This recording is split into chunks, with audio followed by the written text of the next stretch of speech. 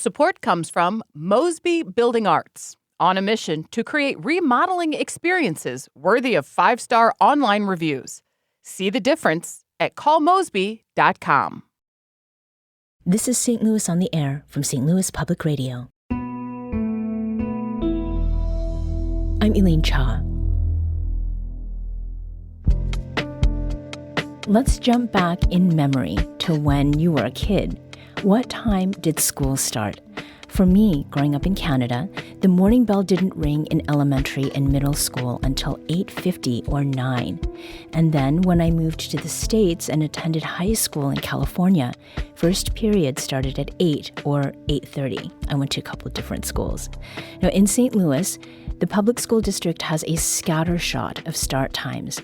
Some are as late as 9:15, but some high schools begin at about 7:30 a.m., and there are middle school students who start as early as 7:15.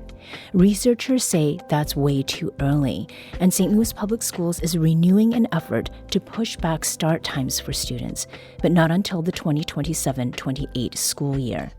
In a moment, we'll talk with one of those researchers, but first I'm joined by STLPR education reporter Hiba Ahmad. Hiba, welcome back to the program. Hi, Elaine. So St. Louis Public Schools announced what it's called a Thrive Time initiative in January, and that would push school start times back. Why now? Yeah, so the announcement comes after the Missouri State Board of Education voted to lower the district's accreditation, so they now are provisionally accredited. And this move, this proposal of, introducing later start times for their schools has been kind of pitched by district leadership as a way to address some of the issues that the state leaders have kind of pointed out towards, boosting attendance and fixing some of the transportation problems that the district has faced over the last couple of years. Mm-hmm. So the idea there is that if you push back start times, it could potentially have a better outcomes for average daily attendance, meaning more kids are showing up to school, which of course then means that, kids are in class and hopefully having performing better academically. Mm-hmm. Yeah, but wasn't the original talk for these later school start times to take effect for the next school year that would begin in August? Yeah, so that was originally the plan that was pitched in late January to start in the fall. But then school administrators came back to the board and said, hey, we need a little bit more time to figure out transportation. We need to, communicate with families to figure out whether or not they're on board with making such a big change. And, there are costs and buses and all of these kind of big operational things that need to happen. So can we potentially roll this out in the following school year? So that would be 27-28. Mm-hmm. But, all of this is still being discussed by district leadership and the board. How much later would school start times start under this Thrive Time proposal? Yeah, so the latest proposal that was presented in February was that high school would start at 8 a.m. and elementary schools would start at 9:30, and middle school would probably also start around 8 a.m. So the trick there is that that's not exactly what, some of the research that has been presented to the district and publicly says that, hey, high school students should probably start 8:30 or later. But that is the proposal that was brought forward at this time. Mm-hmm. And how did the school board receive the district's recommendation? Yeah, so some school board members kind of raised those questions of like, okay, well, like the science says that, older kids, middle and high school students should start, 8:30 or later. So why is this proposal being brought forward of maybe having them start at 8? Now, we should note that is later than what many of the schools currently start at, right? 7:15, 7:30. But there was some questioning there. And then, the district responded with, some of these big issues about like, well, we need more time to be able to really iron out our transportation for the district. And just some context here, with the transportation issues that SLPS has faced over the last couple of years, they're still in the process of really earning back that trust of families and community members.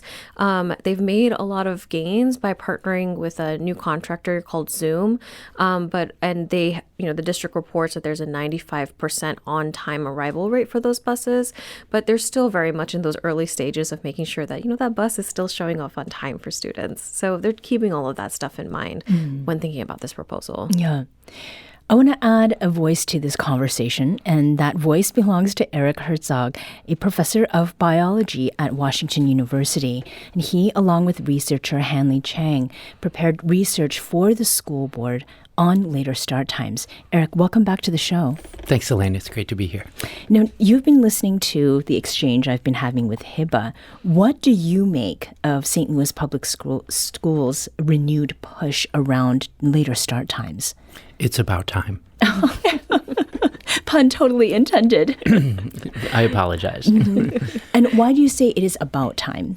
So we have known for a long time that teenagers are biologically, naturally delayed in their daily schedules compared to adults and their younger siblings. And so as biologists and physicians, we have advocated for later start times for high school students now for several decades. Mm-hmm. School districts that have gone ahead and delayed their start times, as Hiba said, to 8:30 or even later, have seen really major benefits in most of the areas that we all care about. And school districts in the St. Louis area that have gone to later start times have also been able to benefit from those changes. Mm-hmm. Do you have any specific examples of these districts that have done that? So I don't have a lot of details. Mm-hmm. I haven't tracked it as well as I should, to be honest. I know the Ladue School District and the Webster Grove School District have at least partially converted to later start times, meaning some days of the week they start later or all days of the week. Mm-hmm. We also want to invite you to this conversation. What time do you think school should start? And are you maybe a parent or a family member of a student whose district has gone to a later time? And what's that experience been like? Email us at talk@stlpr.org or give us a call at 314-382-8255. That's 314-382-TALK. So, Erik, I want to return to what you were saying about biology. And when we say that teenagers have a different sleep cycle, what is going on, in the brain and the body that makes early start times actually difficult for teens and that they themselves are not being difficult? Yeah, I find this fascinating. The teenage brain is fundamentally, as we're all aware, different than the adult brain and the neonatal brain. And one of the major changes that happens around the end of adolescence is a delaying of the sleep schedule. This seems to be common across humanity, across the planet. And the effect is pretty substantial. So most papers document about a 2-hour delay in your preferred wake-up time that ends at around 19 and a half years of age for a woman and about 21 years of age for men. And then you get progressively earlier and earlier in your preferred wake-up time until you're about 55 or so, at which point you plateau. You are back to sort of your 10-year-old self. Mm-hmm. And the underlying biology there is still being understood. It's actually a pretty remarkable set of changes. So we're born with a genetic program. We all have 20,000 or so genes, and we inherit a handful of genes from our parents that are essential for determining our daily sleep schedule. We call those genes clock genes.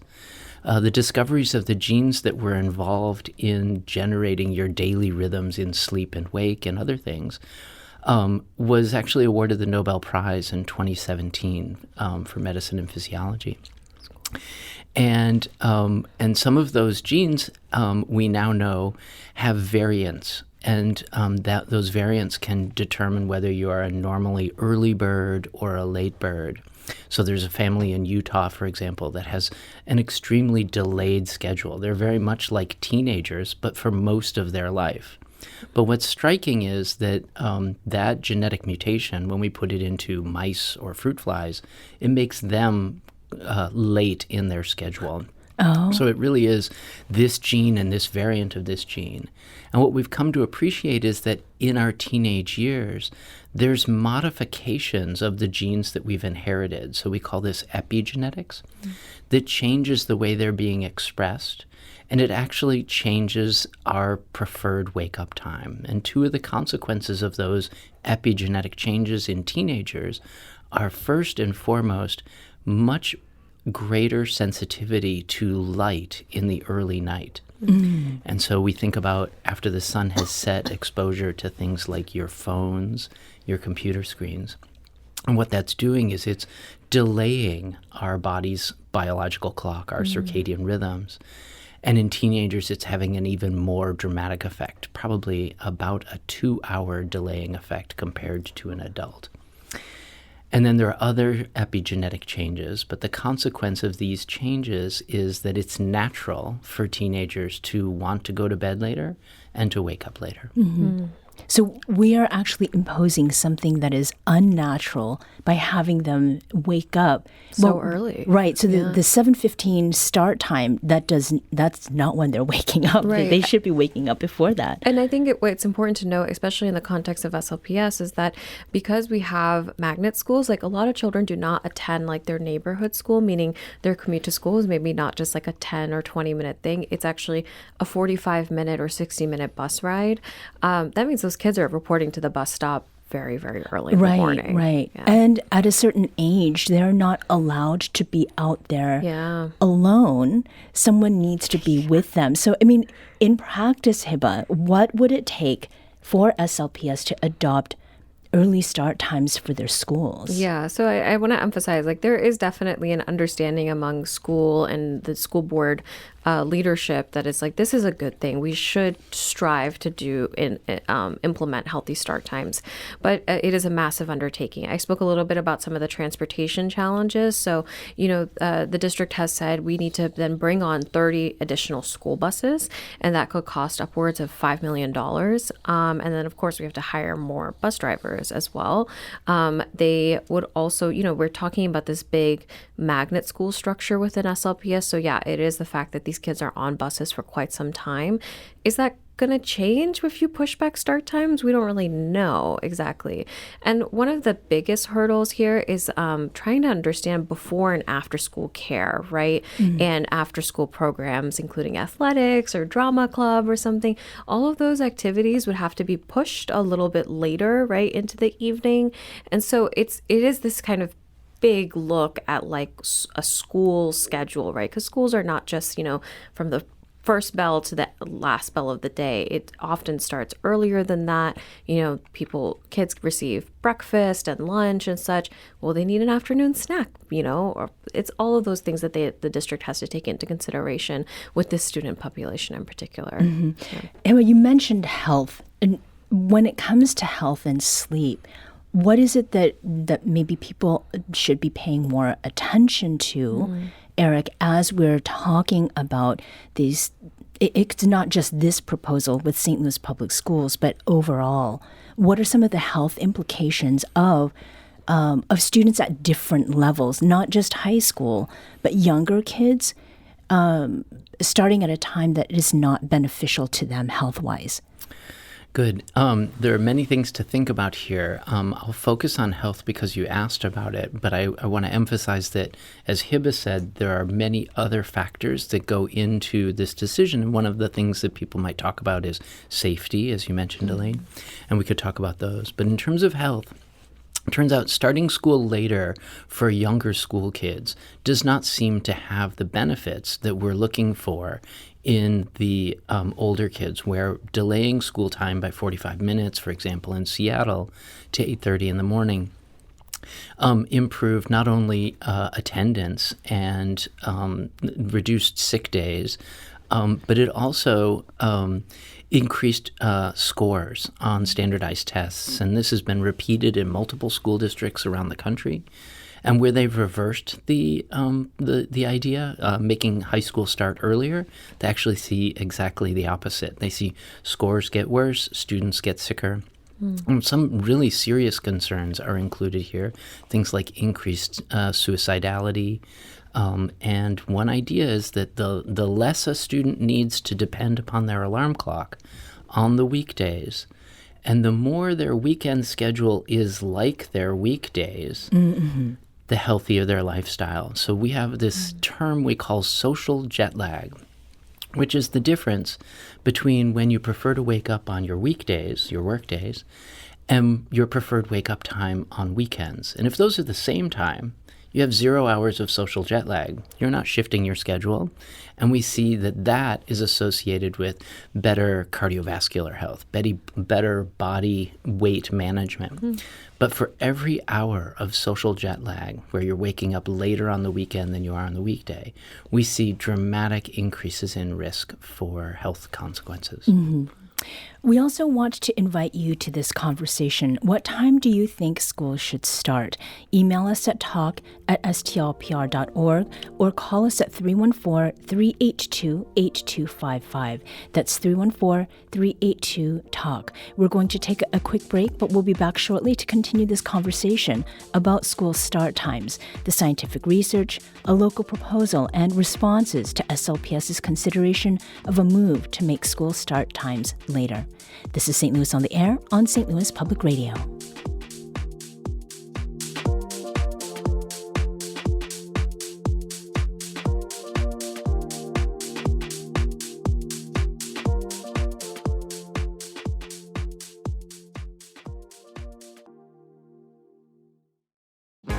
If you have a smart speaker, you have access to the entire world of NPR and St. Louis Public Radio. All the latest news and all the captivating stories.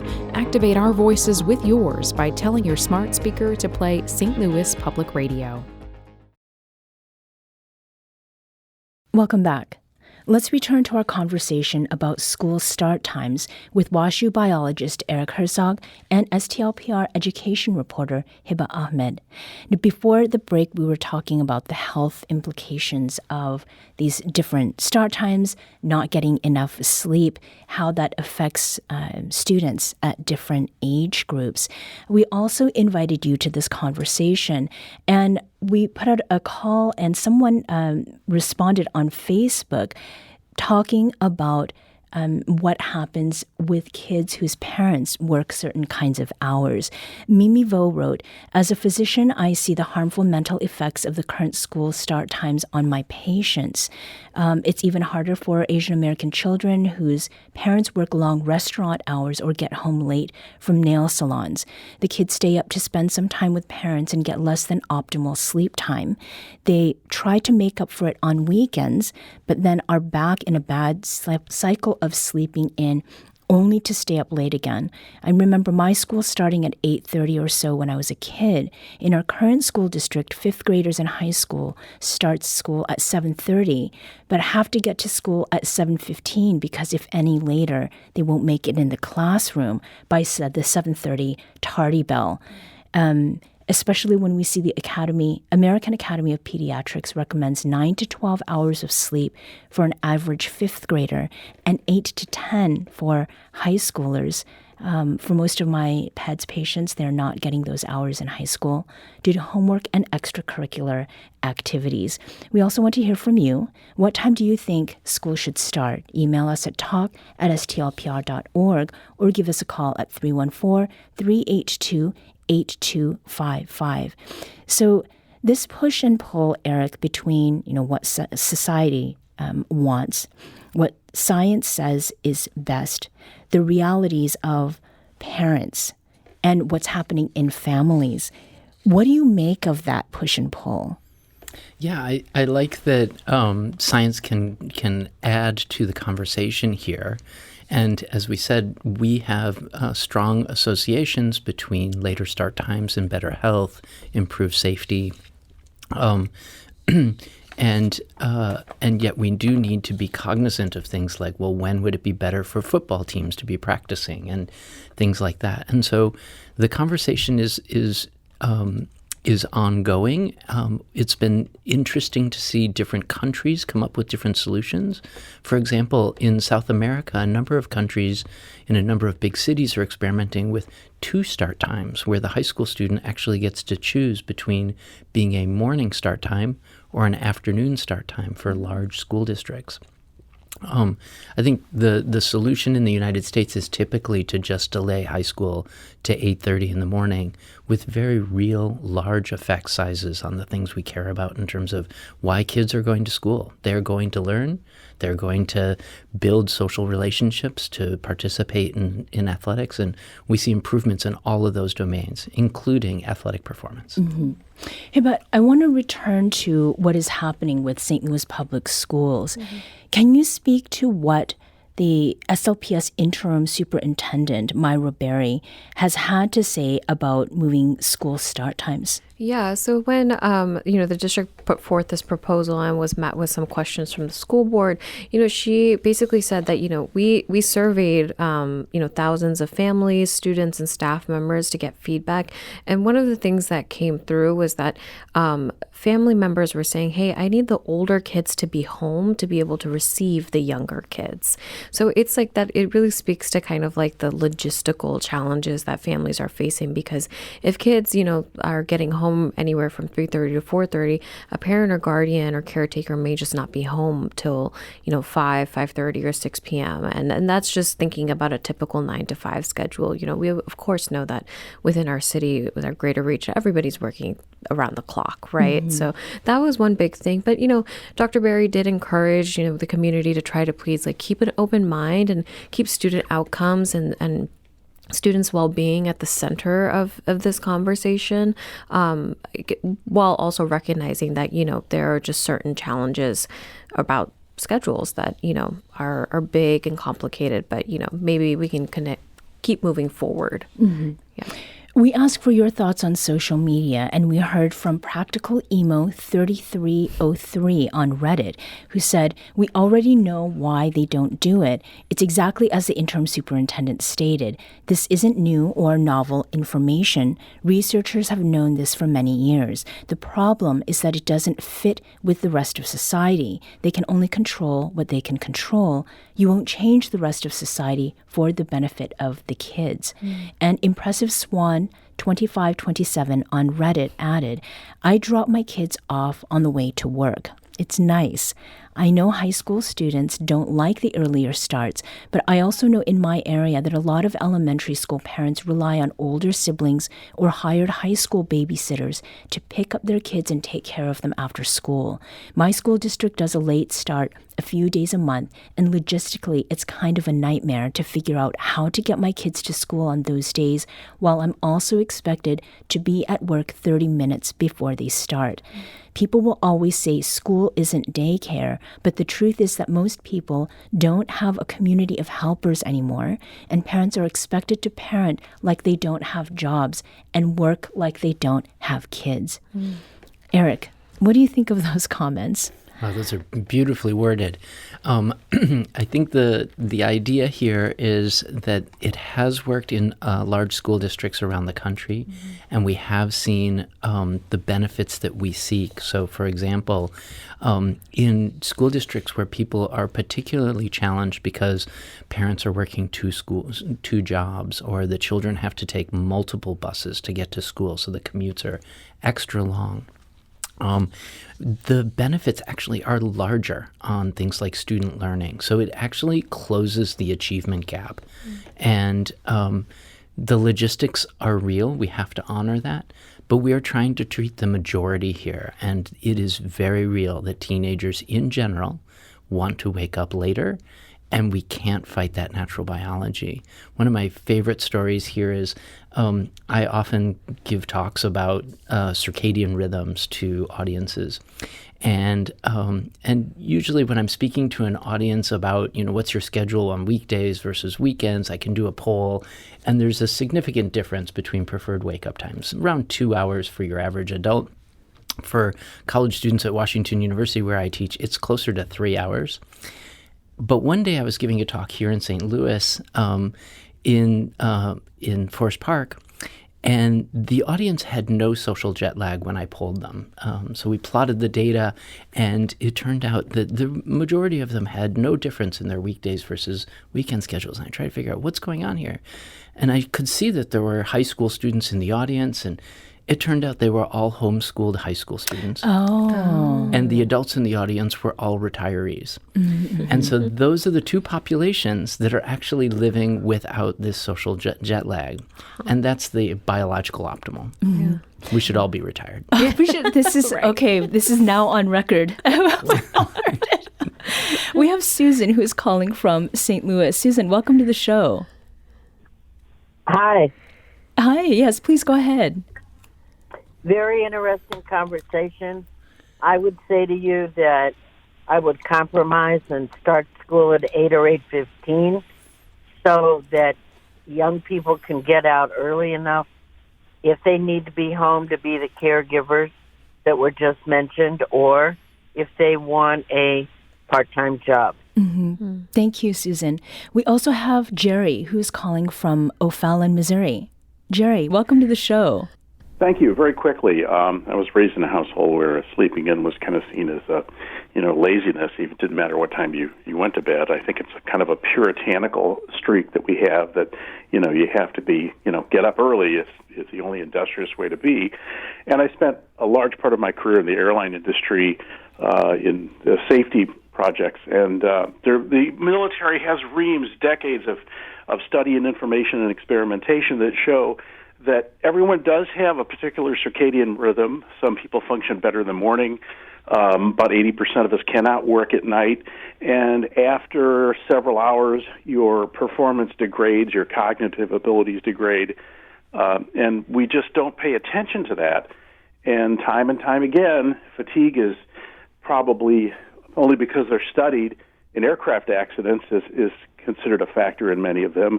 And of course, when you look at things that aren't studied, like automobile accidents or medical mistakes or things like that, it probably is much more of a factor than we really realize because we continue to ignore our natural circadian rhythms. Mm-hmm. Jerry, thank you so much. Now, we did hear from some people on social media about their support for moving school start times later. Wrong Side of the Wire on Reddit said, high school was a lifetime ago for me, but the memory of having to start school at 7 a.m. feels like yesterday. It was brutal. I transferred to another district after my sophomore year, and their days started at 8:15. It was amazing compared to 7. I honestly think the best thing for the students would be for the schedules to be flipped with elementary starting first and high school last. And Voting Cat on Reddit says there's a ton of research as well as the evidence from anyone's experience that high schoolers have naturally later shifted sleep cycles. Making them start at 7:15 is crazy early and limits their learning potential. Extend aftercare for the elementary school students and let the high school students sleep in a little more, and everyone will benefit. So, Erik, I'm sure these are some comments that you are aligned with. Yeah, very much so. I think we're preaching to the choir to some extent here, and I want to offer this. Those who feel strongly about this might be interested in participating in the Start School Later movement, which is we have a local chapter in St. Louis, and we need parents and people in the district to participate, to help bring the data forward and show how these changes could be implemented without too much disruption. Mm-hmm. I do want to emphasize one point that came up along the way there, which is we're talking about the majority. There will always be a subpopulation of people who are very happy to wake up early in the morning, even in high school. I have a theory that they become high school teachers. One of the really exciting things about this as scientists is that we can contribute to the ongoing discussion. So as Hiba said, we have another year until any change would be implemented. So as a community, we need to figure out what do we want to measure that we care about so that we can show that the change actually reached our goals.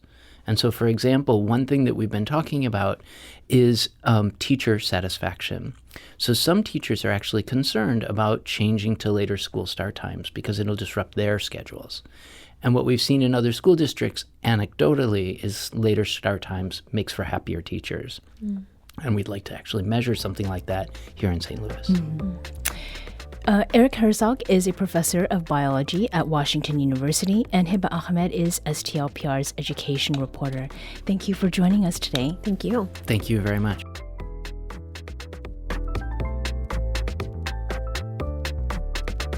Today's episode was produced by our executive producer, Alex Hoyer. Audio engineering and podcast design by Aaron Dorr. St. Louis on the Air is a production of St. Louis Public Radio. Understanding starts here. Do you find yourself regularly listening to episodes of St. Louis on the Air? Suggest us to a friend you think might enjoy our conversations. And leave us a review and rating on Apple Podcasts on the App Store. It's the simplest way to help people discover our show. Thanks. St. Louis Public Radio is a member-supported service of the University of Missouri St. Louis.